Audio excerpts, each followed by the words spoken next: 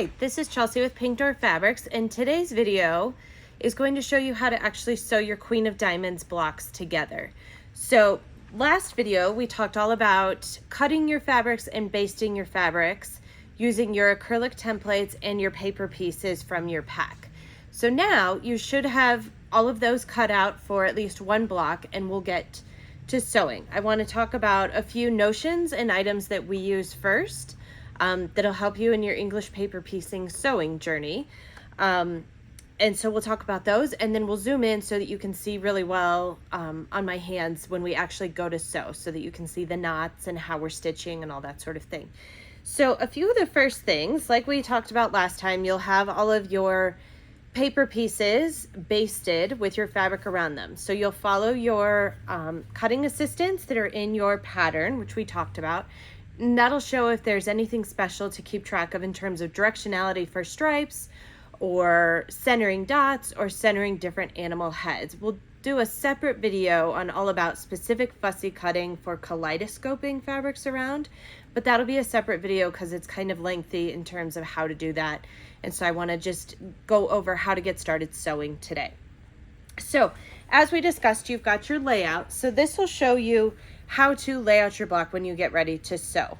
So what I also find helpful with some of these things is, because you're sewing right side to right side and you're not putting right sides together with some of these fabrics, it's helpful to lay this block out on your table or maybe a little design wall.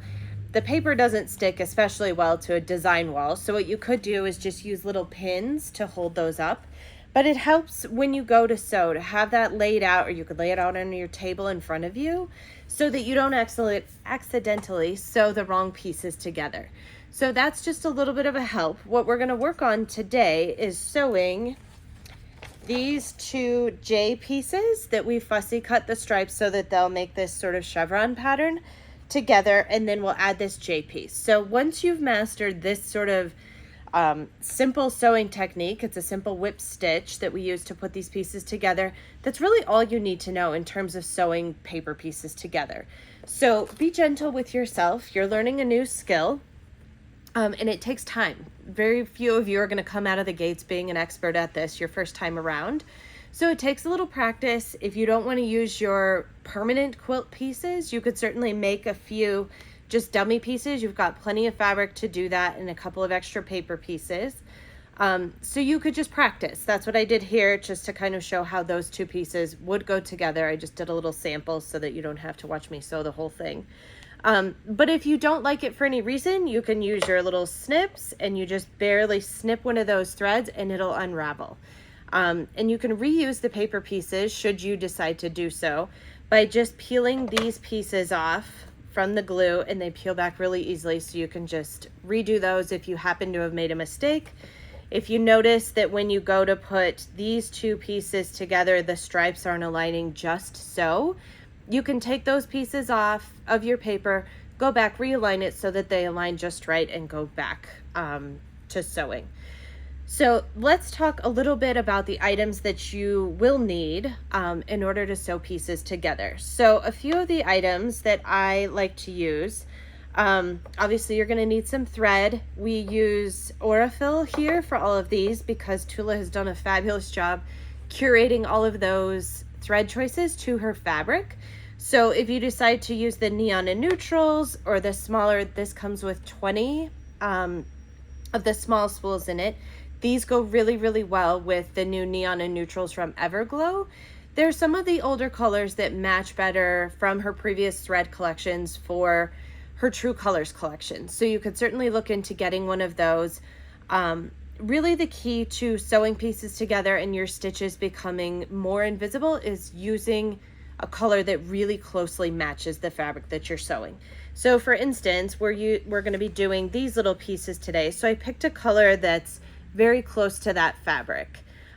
If I were sewing light to dark, I personally like to usually sew with the darker color because counterintuitively it shows up less on the lighter color. You could certainly use this same color to do that. It's totally personal preference. The way I see stitching on English paper pieced quilts is it's handmade. You sort of want to be able to see those stitches because you're going to be putting a lot of time and effort into doing that. The whole purpose is not to make them completely invisible. So don't be too hard on yourself if you happen to take a little bigger bite of one piece of fabric and you can see a stitch. It's not the end of the world. Once you take those paper pieces out and it gets quilted, I promise you'll hardly even notice those, especially if you've chosen colors that really closely match your fabric. So the other thing that you're going to need are little hand sewing needles. I prefer these Tulip Big Eye needles. They call them Big Eye, but the eye is rather small and hard to see. But they're fantastic. They're super sharp. I really like how easily they go through the fabric. And they come in this cute little like glass vial when you get them. And there's a little piece of paper in there so that they don't rust or it kind of absorbs any moisture. So they're pretty small. Again, counterintuitively, the eye is very small, but that's where we really like to use these little needle birds. And it's just a really simple little needle threader. So when we get ready to sew, I'll show you this up close and how to use that. But the basic premise is it slides right through that eye of the Big Eye needle. You hook your thread on there, you pull it off, and your needle's threaded, which makes it super easy. I know that in the old days, let's call it, everyone would sort of lick their thread and stick it in there, stick it through the eye of your needle. But it's one of those things that over time, the saliva and just whatever's in your mouth that you've now put on the thread can kind of degrade your quilt. So we want to try to avoid that as much as possible, which is where these little needle threaders make a big difference. And then something to hold your pieces together. There's sort of two schools of thought on this. I am old school, let's call it, and I prefer the Wonder Clip. When you go to sew these together, you really want those pieces to stay. You've spent all that time fussy cutting them so that the stripes go the way that you want them. So when you put those right sides together in order to sew them, you really want the end of that to not move because it'll make your sewing experience so much easier with that not moving at the end. And you want to keep that stationary so that your piece is perfectly aligned at the end. So one of those options for this is a Wonder Clip, and here's a little trick that I like to use. It can be a little confusing, especially when you're first getting started out with English paper piecing, to remember which side you're going to sew. And so that's why, especially with these pieces, that it matters which side goes to which side. I like to pin my Wonder Clip at the end of the seam that I'm sewing. So whenever I go, I know that that's where I'm supposed to be ending. Now, if you set it down and come back, then it's still, even if you flipped it over, your kid got a hold of it, the dog got a hold of it, you know the end of where that seam is supposed to be. So that's a little trick that helps me remember which side I'm sewing. I suppose you could get yourself confused with that, but it's always good. It's easy to lay these out and go, okay, this is how I want it to look when it's done. So let's fold those right sides together and keep that together. The other option would be sew tights. And Tula's got these really super cute, they're little magnets that are in the shape of a heart, and it says TP plus U. I'm sure you've heard Tula talk a lot about these, but what you do is they're a little magnet, and so the front comes off. It's got little magnets on the front, and same thing. If you want to keep those out of the way of your sewing, which is totally reasonable, you just stick it in there and it'll hold those pieces together until you're ready for them to sew or to come apart. Same thing, holds those pieces secure so that one doesn't shift with the other. Totally personal preference. I started English paper piecing before the sew tights came out, so it's sort of one of those things that I learned one way, and so I like to just keep doing it that same way. And they'll stick to your magnetic table. Let me glue this guy back down. So same thing, a little bit of troubleshooting with that. If your or your fabric starts to lift for any reason, you just put a little extra dab of glue back down, put it back together, and you're off to the races. So that's really easy. I'm gonna put my Wonder Clip there for when we get ready to sew. The other thing is a thimble. These are so personal in terms of preference, so try several. Whatever works for you. Some people are no thimble people. That's totally fine. I prefer these little clover thimbles that are rubber, and they come in multiple different sizes. So they're small, medium, and large. And so when you go to try these out, it's really important because if you may not like it if it's not quite the right size. So try them out, see what works for you. There's also the nimble thimble, which is a little thinner. Same thing, I won't open this one, but it just slides right on your finger, and it's a thinner, they're made of leather, so it's easy for those to kind of feel what you're doing a little bit better. And then these Clover Natural Fit leather thimble, or if you want something that's a little bit thicker. So these, same thing, leather. This one's super thin, as you can kind of see, whereas this one's super thick. So just kind of a personal preference with that. Over time, as you English paper piece, especially if you're doing it a lot, you'll kind of start to develop a little callus if you're not using a thimble. If you're okay with that, go for it without that. Again, just a personal preference. And as you do this, you'll learn what your preference is. It's one of those things that once you kind of get into the groove of it, you'll go, well, I like this one, but not that one. And that's totally fine. So, these are the items that you're going to need. One other thing that I want to quickly mention, as it comes to thread, is I love these Clover Dome Threaded Needle Case.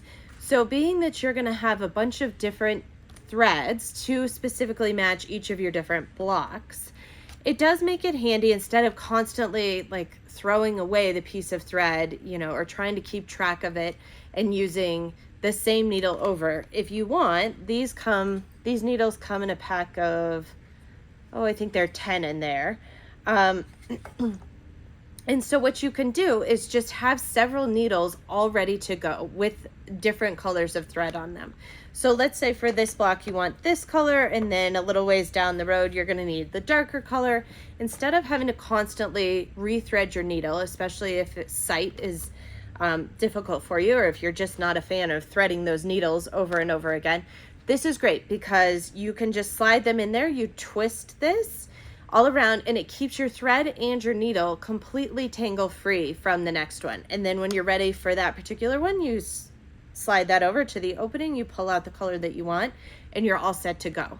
So if you're using multiple different color changes, especially in the same block, this can be really helpful for that. So that's something that we like to mention. And then you'll just need a set of thread snips. Whatever you prefer is totally fine. This little needle birdie has a thread cutter on it, which is pretty handy. I prefer the ring tip, big thumb scissors. I can't remember exactly what they're called. From Tula Pink, they're small. It's a small blade on them, but I like that they're really easy to slide my fingers in and grab. Some, excuse me, scissors have small thumb holes, and so they're difficult or they get stuck and it just feels clunky when you're trying to get those on and off. So these are what I prefer, and they've got a super, super sharp tip on them.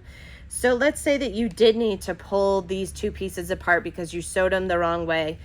You can just barely open this up, and it's such a fine tip on there that you can just snip one little thread and pull it right apart.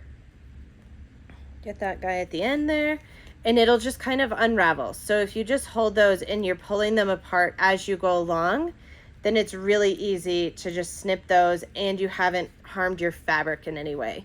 At the end, you may need to snip that knot just a tiny bit, but there you go. You can pull the little fuzzy guys out that you've snipped, but then it doesn't harm your fabric. So the super sharp tip on these, I think, are super helpful for English paper piecing.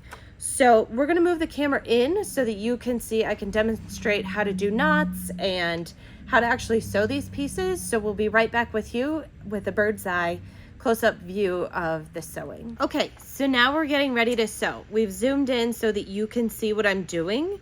But let's talk a little bit about getting ready to sew. So you're going to take your thread.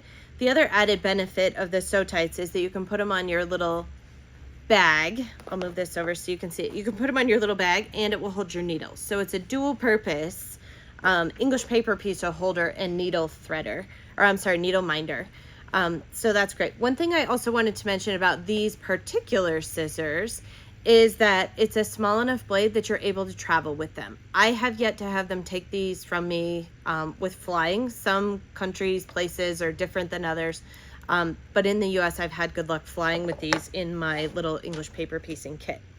So I've got my needle here all ready to go, and I've got my thread. Now, if you've watched Tula's English paper piecing videos, she does this in such a way where she talks a lot about thread, that there's a directionality to thread. And so if you were to look at it under a microscope, you would see that there are little burrs on this, and they go, there's a direction. So if it's coming off the spool, you want to thread that needle while it's still on the spool. If you were to cut it and use, let's call it the tail end of that thread that you cut, and try to put that through your needle, the little microscopic hairs, let's call them, or fibers on that cotton thread go the opposite way. So what's happening with that is if you're trying to constantly push that through your fabric, it's going to fray a little bit and it degrades the quality, and you'll have more breakage. So it's best to leave your thread attached to the spool while you're threading it. So let's use our little needle threader, or needle birdie. And so I just slide my needle right on there, on his cute little hummingbird nose. And then I take my thread and I make just a really tiny loop. Doesn't matter how big. There's a little hook. It's really kind of hard to see on this. But there's a little hook on the end of his nose here. And so I hold that thread just so that it doesn't slide off. Slide this over his nose, and you've got your needle threaded, which is way easier than trying to, as you can see, I wear glasses. I'm visually challenged. And so instead of trying to get your fingers up to your nose and see what you're doing, it's a lot easier just to use the needle threader. You can certainly do it and just feed it through that needle. I just think these are faster and easier. So the length of thread that you're going to want to use is about 8 to 12 inches, about the length of your forearm, which is a good measure of that. You don't want to get too much longer than that, because then you're having to pull it way too far through the fabric. And so it just works best, because then these pieces are not enormous. You don't need that much thread. So again, I use my little thimble, cap him back on. You could have used your little thread cutter here. Part of the other reason why I like these is, while I'm English paper piecing, I often have my thimble on. And so it's great because I can actually still get my fingers through those scissors with that thimble on. So that's why I prefer those. A lot of people, including Tula, use her little squeeze snips, and then you don't have to get your fingers in there. Either way, totally your preference. Any sort of sharp object that will cut the thread will do the trick for you. So again, we've clipped this. I've clipped this with my little Wonder Clip at the end of where we want to finish sewing. So this is the seam. Again, we showed before I zoomed in that these pieces are going right sides together. Okay, so as we discussed, I've got my piece at my little Wonder Clip at the end of where I want it to sew. Just to make sure before we get to sewing that I've got the pieces the way I want them, these guys are going to open up, and my stripes are going to continue down the one and connect to the other. So what's really important about this is, if you want those to connect, you need to take care when you're sewing these, to put that at the end. But what you're going to want to do, and I'll use my needle to point, is you're going to want to make sure that these stripes align along that edge. And as long as they do, then when you sew them together, they will connect. So that's a good way to just double check that you've got them the right way.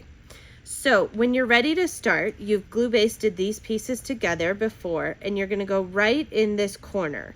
And you don't want to go through the 4 layers of fabric. You want to try to just go through the 2.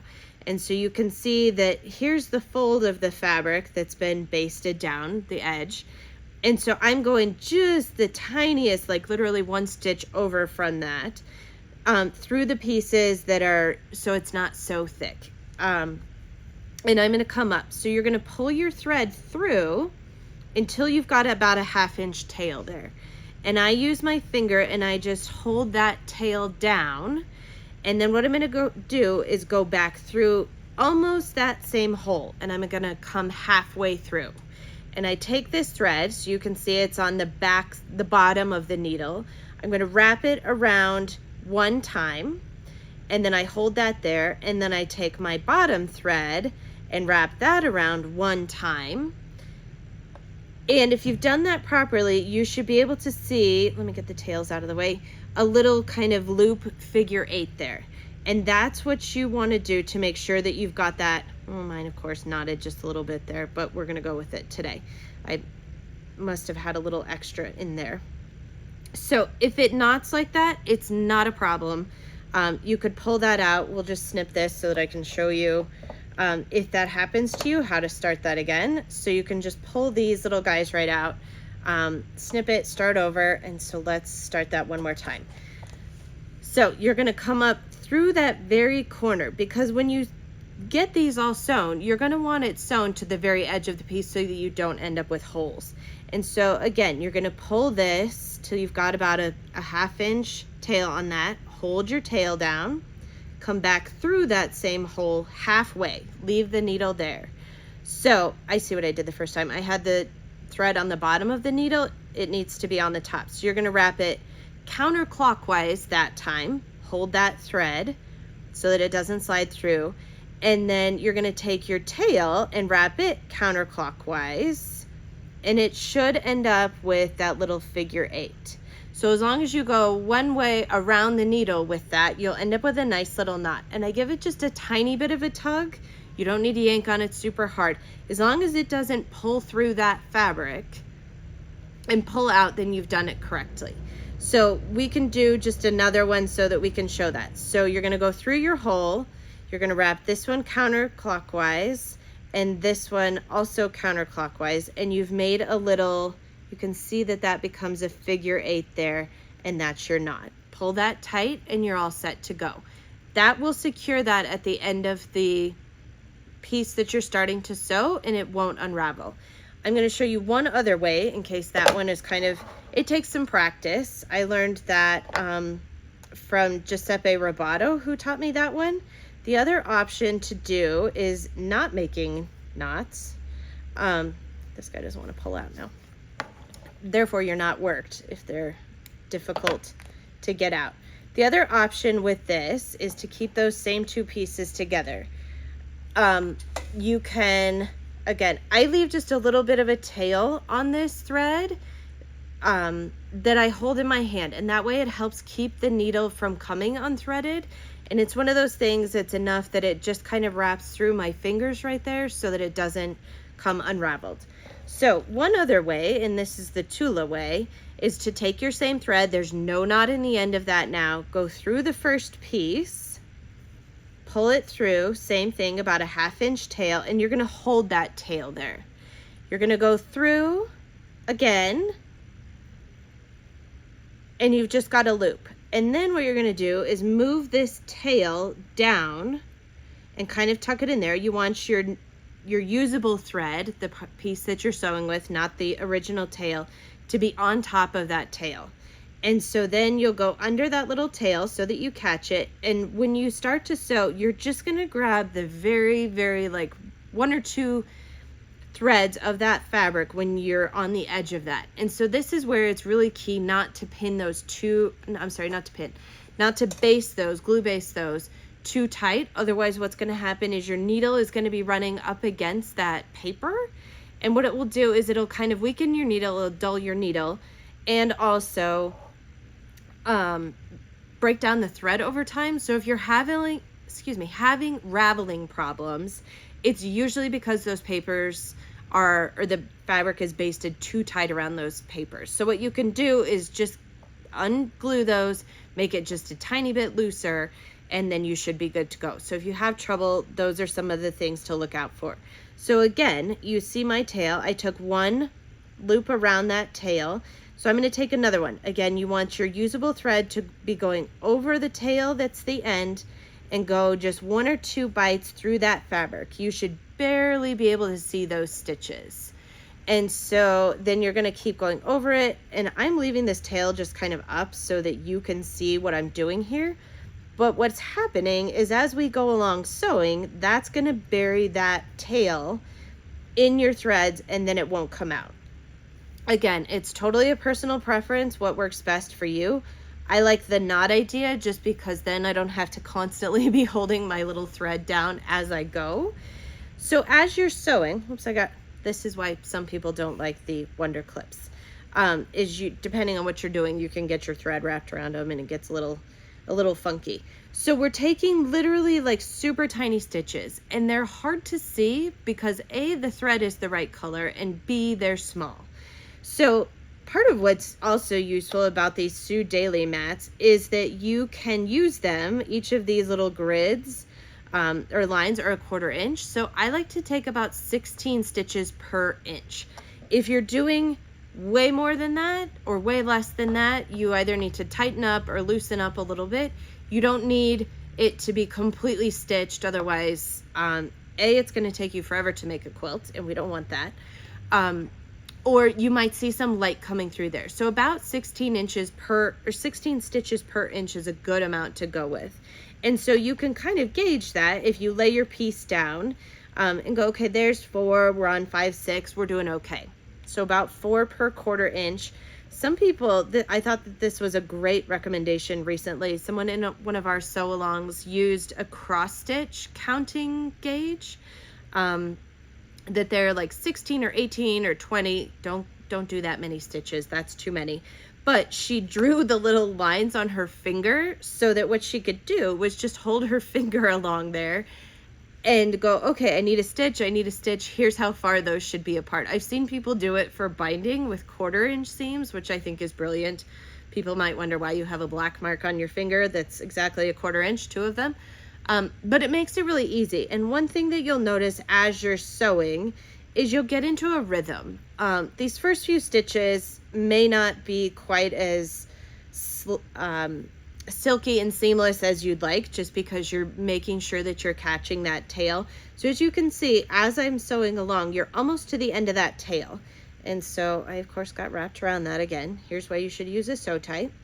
And as you go down, it's going to hold that tail in there, and therefore that seam is completely secure. So instead of it just being a knot on the end of that, you've sewn that tail in a good 1/2 inch, and so it shouldn't go anywhere, which is great. So now that you have sewn that tail in, you can just continue along. So you're just going to grab the very edge of that fabric, both sides. It's critical that you go through the one side and the other, otherwise you're going to end up with a hole, and just go through. And keep making those same rhythmic stitches. You want to go about the same distance each time. It's okay if some are more, some are less. You'll, like I said, you'll get into a rhythm of it, and it becomes second nature, where you don't have to pay as much attention to what you're doing. So just keep going along. You want to give it just the tiniest tug. You don't want to yank on that, because otherwise it'll make those stitches too tight and your pieces won't want to lie flat later. But again, that's where it helps me to have this little tail in my hand, and I kind of wrap those other fingers around that so that it doesn't go anywhere. If I like to play thread chicken at the end of these, and I go, oh, I can just make it a few more stitches. And so these get really kind of skinchy at the end, and you can tend to, then it gets hard because you do have more needle unthreading. But find what works for you. And you'll just keep kind of going through that. So I just barely give those a tiny tug and just keep right on going. The other thing about these stripes that makes it really easy is they're about they're exactly 1/4 inch apart. So it's also a good guide, especially for this first block, to tell you exactly how many stitches you need to take. I'm going to hurry up and finish this particular seam so that I can show you how to finish this off at the end, and then also we'll show you how to attach these 2 pieces to another one. One thing I want to mention is some people find it really weird to be stitching towards themselves, whereas I think it's really weird to stitch away from myself. It's one of those things, again, personal preference. This is how I've been doing it for several years now, and so I've tried to do it away from me. Tulip in particular thinks that sewing away from you is less strain on your shoulders and neck and all that sort of thing. I can totally see that. Unfortunately, it seems totally weird for me to do that because I didn't learn that way, and it's like trying to write left-handed. Now I can't do it. So at the end, the other thing that's beneficial for me about these Wonder Clips is those, if you've basted those pieces and done them so that hopefully those seams will nest really well, you'll see that this little tail is kind of in your way when you get to the end. Part of the reason why I like the Wonder Clip is that I can take both those tails off the edge of the piece that I'm working on, and I just clip them together, and it holds that piece together still so I can continue going, but then I can reach the end of it without having that tail in my way. So one other thing that I will mention while I go along is this nail ends up getting nicked a lot by the needle because I like to sort of hold those pieces. This might be a little hard to see. I hold that piece tight right there with my thumbnail as I'm pushing the piece through. It just provides a little extra resistance for me. Again, just the way that I've come to develop my EPP rhythm, and so now it's sort of second nature. If you happen to go through and you've just barely gotten a thread, you want to get about 2 threads, but let's say that you've just barely gotten 1. Pull that back out. You can just start right over again, and just you want to use the eye of your, or the head of your needle, the sharp point, and kind of angle that in just a bit more so that you get 2 threads, 2 or 3 threads on each side of that. So as we get to the end here, you're going to want to hold those pieces, and again, that's part of why I use my nails here, that it makes sure that you've gotten to the complete, very, very tip of that, and that's what will give you those really sharp points with your English paper piecing. So I took my last stitch, I'm at the very end, and so what I'm going to do here is I prefer that knot method. So I'm going to go counterclockwise with that one, hold it down, and then the other way, same way around that, and it makes my little knot here, and that's knotted at the end. If you feel so inclined, you can definitely do a double knot. I've noticed with thinner threads, whoops, oh geez, pulled my needle out. So if that happens, just go right back in, it happens, and get your threads back where you can see them. It helps to hold that last kind of tail in your hand there. You can do the double knot so that that stays really tight, and that'll sit on top of there. I have used 80 weight thread before, and if I've just done a single knot, it does have a tendency to pull through. I haven't also mastered the like loop your tail back through that one, but when I go to attach these pieces, I'll usually fold that in so that then I can work that into the next seam that I'm working on. So once you're done, you should have those pieces and they should perfectly match. So now you can see my little chevron lines go just the way that they're supposed to. You can hardly see those stitches. If you happen to hold these up once you get done and admire your work and you go, ooh, there's like a little space in there, what you can do is don't take apart the whole thing. If it's a huge piece, especially not. But with these, what you can do is just do a little bit of a fix in the center there, or wherever that happened. So I would just fold them back and go, okay, my little hole is going to be right here. So let's just do a knot here, bury the little bit of tail, take 5 or 6 stitches just to knot that in so that it closes that gap, and then knot it off. It will be okay. I'm sure it will offend some quilt EPP purists of the world to do that, but I'm a fan of getting this done and making it look good and not redoing a bunch of work. It's a work in progress. It's likely that your first seams will be a little loose or may be a little tight. Do a couple practice rounds on some of these pieces that you've got extras of, and that'll help you get into the rhythm of that. So don't be too hard on yourself. Like I said, once all this is together and you take those paper pieces out, your pieces are really going to relax, and you'll be able to see that it's not that necessary to make all those work. So one thing that I wanted to talk about, and I hope this shows up well, is when you go to attach this piece, and hexagons, or what, you know, these 3 diamonds that essentially make a hexagons, are a little tricky, because what you have to do is fold these pieces in there, because you're going, well, how do I make this work so that I can sew it all together? But again, I just lay them out. This is how I want this to look. Here's an instance where my tail didn't go exactly the way I wanted it to go. So these 2 are essentially competing with each other. When I go to sew this, what I'm going to do is lay this right side together and make sure that they're totally aligned. So I want this seam to align with this side and this seam to align with that side. That way you won't end up with any gaps. Again, I put this at the end of my seam right there of where I'm stopping. And same thing, I kind of hold these back with my fingernail just so that they're out of the way. I'm gonna come up through the very edge of that. I won't sew this whole piece, but we're just gonna take a few stitches so that I can show you how you're gonna fold that so that you can continue sewing. So hold my thread, or hold that little tail down. I prefer the knot at the beginning. I've just gotten in the habit of doing it. So that's what I do. We're just gonna take a couple of tacking stitches here, and I'll knot it off so that I can show you what happens at the end of that. So same thing, just grabbing that very edge, and here's where you want a little bit more thread than I have here.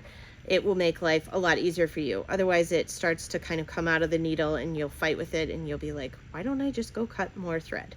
So the other option that you can do to knot off is you can leave the tail. This is your last stitch there, and you can go through it and through it again and then pull tight. So that'll make a knot there. And I usually just do a second because, you know, just to make sure. And I'll go through it and through it again. So if I were finishing at the very end and then just kind of give that a little tug to make sure that it's tight, I would cut that and then go all the way through the end. So let's pretend like we made it all the way to this corner, which I don't know if we can. We're gonna give it a whirl. Let's see if we can make this happen without having to completely sew it. So let's pretend like we finished that. I broke my roll. I was supposed to thread that while I was still on the thing, but I've got the end that came off first through that, and I'm gonna take my little needle threader, stick my needle on, there we go, make my loop, hold my loop down, whoops, now I'm all thumbs today. Put that through there. Let me take this thimble off. I think that's what's throwing me off. So hold that little loop at the end of his hummingbird nose. Stay on there. Okay. And then pull my needle right on, and your needle is now threaded. Okay. So when you've gotten to this end and this side is completely sewn, I'm going to pin it or hold it here just so that you can pretend with me that that's completely sewn. You're gonna get to this end. Okay, well now I have to sew these two pieces. And so when that's the case, these papers are not works of art. They are going to be glued and then probably thrown away. If you decide to reuse them, they can certainly be reused. But what's gonna happen is you're gonna have this side completely sewn, and then you're gonna take these two sides together, because that's the new seam that I need to sew to make it a little hexagon piece there, according to my pattern. I'm gonna pin it at the end, or clip it at the end. And what you wanna do is you're gonna literally fold this fabric. You can't hurt it. If you wanna give it a stiff crease, not gonna matter. However you need to do that, and again, I hold these pieces tight with my thumb and forefinger so that I can get to that very, very corner of it and start going back through with my thread. So that first seam is going to be sewn there. Oh geez. And you're just going to go, you want to make sure that you get into that corner. Otherwise it can be, you're going to end up with a little hole there in the center of your block. If that happens, what you can do is just go back, fold it back the other way so that you can put a little stay stitch there. And close up that seam. You could even just kind of do a little X there so that that works. And so then you'll go through and do this side to make your complete block, and then it'll all be sewn together. I'll try to go through this really quickly, even though that center one isn't done. So I hope that that's helped show you. If you know a different way to knot at the beginning and the end, again, there's no right or wrong way to do that. The only right way is so that it doesn't come apart. So if you have learned how to do that knot where you wrap it around the needle 7 or 8 times and pull the knot down and pull it through that way, or if you feel better making a knot at the end of your thread before you even start sewing, totally fine. I found personally, my only experience with some of those is I did that for a long time, and with that thinner thread, eventually those knots would kind of come loose. And so I do think it's a better idea to kind of bury those tails in your seams, just so that it gives them some added stability to not come apart. So one of the other, I'm going to keep talking to you about things with this so that you can see what I'm doing as I get to the end here. But one of the things is you start to get multiple different blocks together, or if you've got a lot of seams coming together in one place. One thing to keep in mind is when you go to sew, especially this block, this center seam can be a little tricky. Oh, let me move this down just a little bit. Can be a little tricky because you've got 1, 2, 3, 4, 5, 6 seams all coming together there. So when you put these guys together, like let's say I've decided to do this as sort of a little hexagon piece, this is a hexagon piece, this is a triangle. However you decide to put these together is totally up to you. We've offered our preferred way of doing that there. But when you put these together, one thing I would recommend is when you're sewing that together, you want to pin or clip these guys, these two A pieces, together in the center. And you can kind of clip it and fold it out just a little bit to make sure that those 2 points match really, really well. And that's critical because you don't want them to be off, otherwise it'll look off, obviously. And so I would then sew these guys in. And so with that is you can do in seams like that, you can kind of go across this seam and do a little X in the center there and grab on just either side of that. That could be your first stitch, just so that you're sure that that center is dead on. And when you go to sew across it, what can happen is these can shift, even though you've clipped them or held it together with a sew tight. They can shift a little bit. And so what you don't want to do is end up with that center being off. So what you could do is, let's just pretend like this is that center, and let's pretend like this was 2, and I'm trying to match those up. I would fold those together just the same way that you always do. Do a little X across there, tie it off on both ends, and you could go 1 or 2 stitches to the right, and then the X, and then 1 or 2 stitches to the left, and tie those off, make your knots, and then go back from the corners to the center to sew that together. That if you're having problems with those pieces aligning, that's what I would recommend. If you've held them tight, there shouldn't be much of an issue with that. So, but if you happen to run into that, that's one way to solve that problem. So again, as you can see, I won't go all the way to the end with this, and we've sort of pretended like this was sewn. This would be obviously all the way, and same with this. But those papers just fold right back out. And if it bothers you that they've got a crease in them, it bothers me too, but it's okay. We're learning to deal with it in life. It's a necessary evil with the English paper piecing. You can iron these down just so that they look nice and pretty at the end, so that they seem flat. All these papers are getting taken out at the end of this quilt, which is sort of the next video, which we'll talk about when we get ready to do sashing. We're a ways away from that. But it's not going to matter. I promise. These creases in the papers just don't matter. And if these start to the little tails start to flip up in the back, not going to matter in the end. This is where that little situation, in a perfect world, these would have nested one to the other a little bit better, like they do here, where they go the opposite direction. It's one of those things that when I'm basting, I have to be paying attention to each piece and how they're going to connect. That's a lot of extra attention that I sometimes don't have because I'm trying to get it done quickly. These 2 pieces nest nicely. These do not. It's not going to be the end of the world. When you iron this and take these papers out, you're going to flip those back anyway, pull the papers out, and you can just iron them so that they do lay a little bit flatter at the end. So don't worry about that now. The other thing is, we're not going to take the papers out until you have every single, depending on how many sides your shape has, until you have every side of that piece sewn to another piece. So if I were to take these pieces out, these 2 sides aren't sewn to anything yet, and then you don't have the rigidity of that paper in order to put your other piece. Let's just say this one goes here. It does not. But let's just say that you've taken the paper out of this piece and you're trying to sew it to this. This became really flimsy. in order to, so then it's going to make that really difficult. So don't take any of your papers out or trim any of these little seams until we're completely done. So we'll go through that in terms of a little tutorial on that when we're ready to get to that point. We'll pretend like that was sewn all the way to the end. And then when you're done, you're just going to snip your thread. You could either put it back in the little needle threader, and then just keep on going with the next piece. The pattern is going to be a huge help to you so that you know which pieces go to which. So again, it's really easy to just go, okay.